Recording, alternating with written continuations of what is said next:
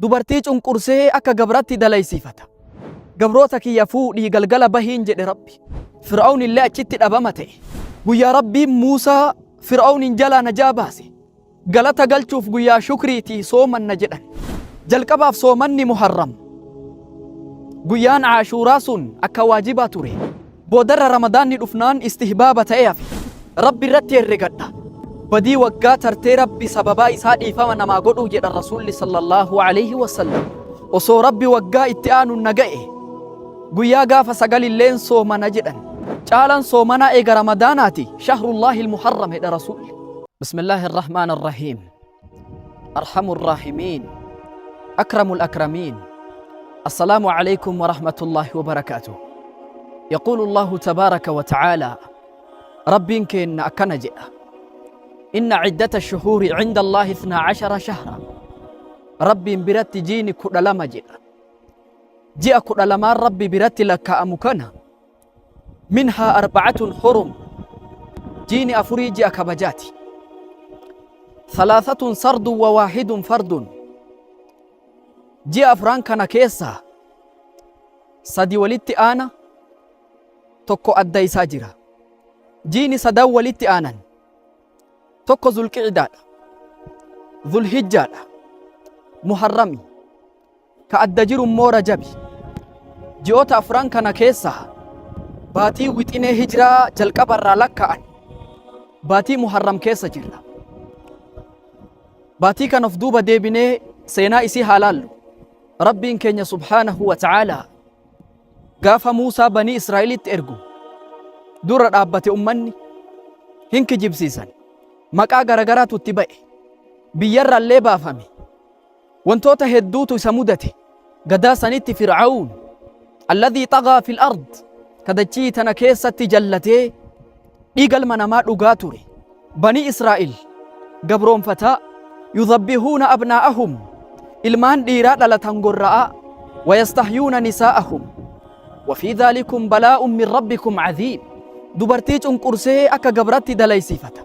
Ashkara godhate gaafasan amriin jajjabaannan Rabbi Muusatti beeksisa godhe. فأسر بعبادي ليلا إنكم متبعون gabroota kiyya fuudhii galgala bahiin jedhe Rabbi. Gareen jam'aa Fir'aawni isin duuka kaate jedhe Rabbi. Muusaan ummata qabatee halkan dhoysaan ba'e. Fir'aawn Muusaa duuka ka'ee deeme. Ummata duuka deemanii eddoo bahratti dhufan.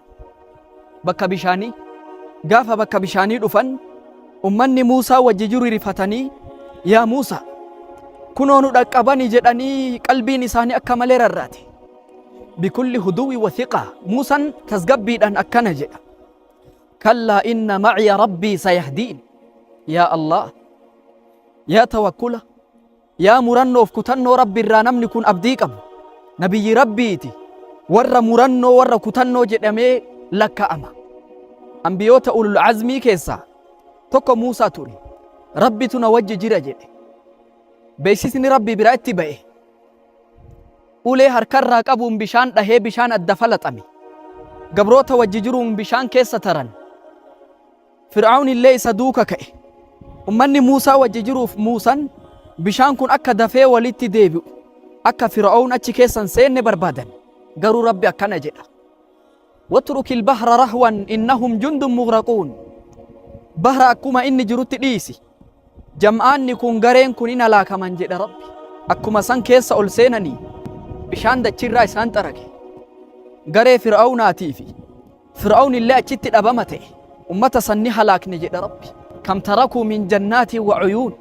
Ashaakiltii fi firaafiree keessa dur bashannanan keessaa ka'anii halaakaman jedha Rabbi. Kadhaalika wa awrathnaahaa qawman aakhariin. Garee birootu masaraa mootummaa Fir'aawn dhaale jedha Rabbi. Ummata Fir'aawn gaafa isaan halaakaman samiin illee isaanii hin boonne.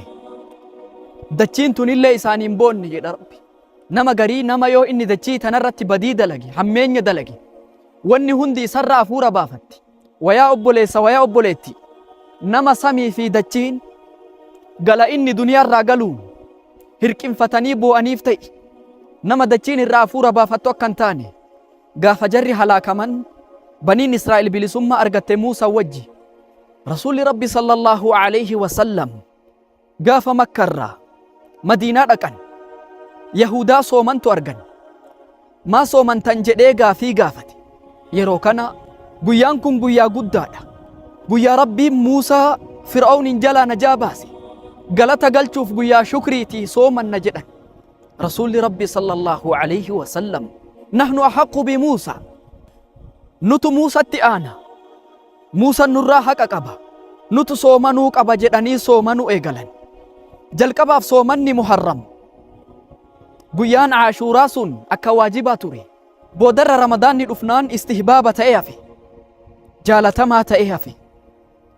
rasuulli rabbi sallallahu alayhi wa sallam guyyaa takkichaa guyyaa Aashuuraa kana ahtasibu ala Allaahi jedhan rabbi irratti herregadha badii waggaa tartee rabbi sababaa isaa dhiifama namaa godhuu jedhan rasuulli sallallahu alayhi wa sallam guyyaa tokkocha kanaan dilii ma'aseta waggaa darbee rabbi sii dhiisuu waan laafaa miti rasuulli rabbi sallallahu alayhi wa sallam osoo rabbi waggaa itti aanu naga'e guyyaa gaafa sagalilleen soomana jedhan osoo waggaa itti aanu hijraan hin naanna'in osoo waggaa itti aanu barri hin naanna'in duuti fudhatte haa soomanuu baatanillee itti akeekii godhanii jiran kanaaf guyyaa 19 walitti soomanuun bareedaadha guyyaan kun guyyaa nuti keessa jirru kana akka nun dabarre afdalu siyaami ba'da ramadaan caalan soomanaa eega ramadaanaati shahrullaahi almuharram hedha rasuulli sallallahu alayhi wa sallam